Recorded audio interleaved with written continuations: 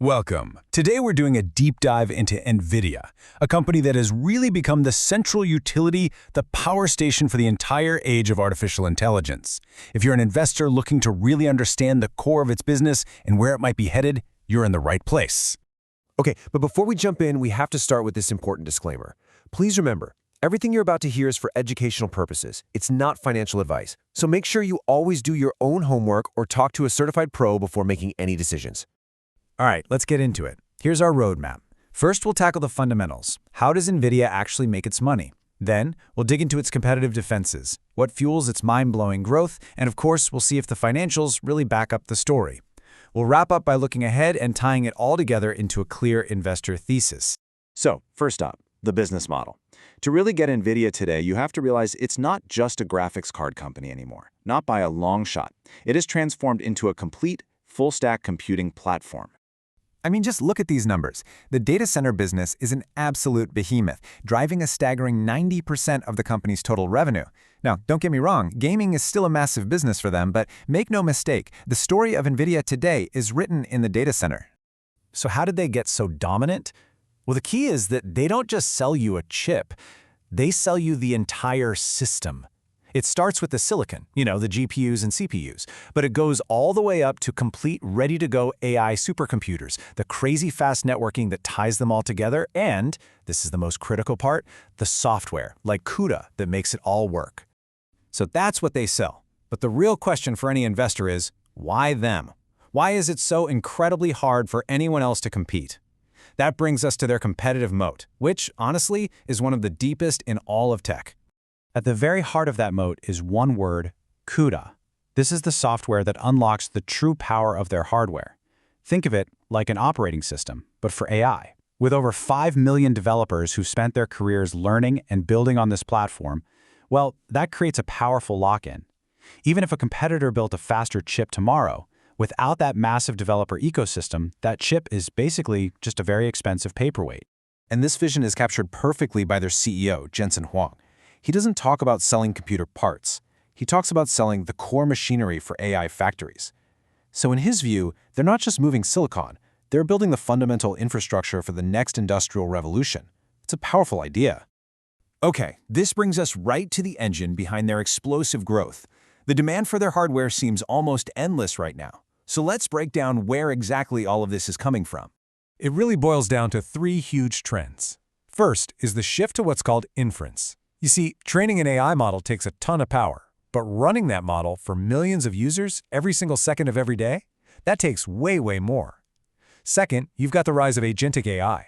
These are automated AI agents that need constant compute power to think and act on their own.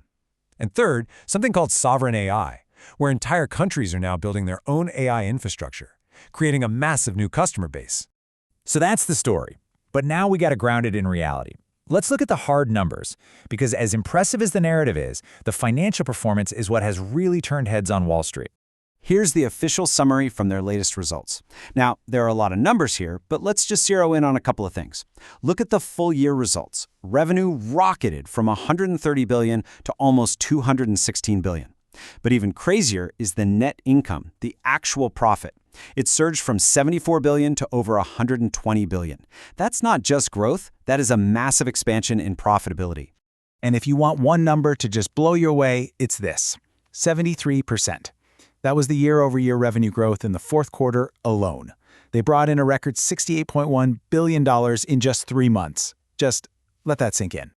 This chart really puts that insane growth into perspective. You can see the jump clearly, from $130.5 billion in fiscal 25 to $215.9 billion in fiscal 26. They added over $85 billion in revenue in a single year.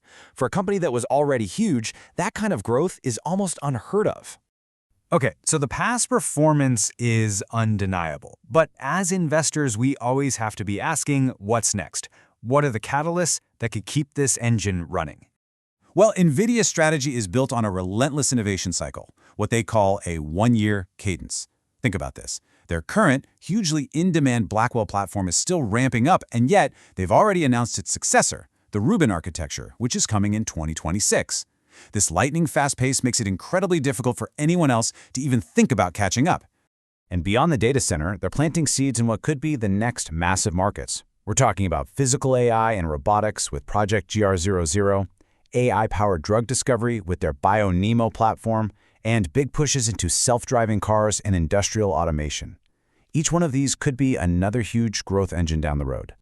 And in the short term, the momentum isn't slowing down at all. The company's own guidance for the next quarter is for revenue to climb even higher, to an expected $78 billion.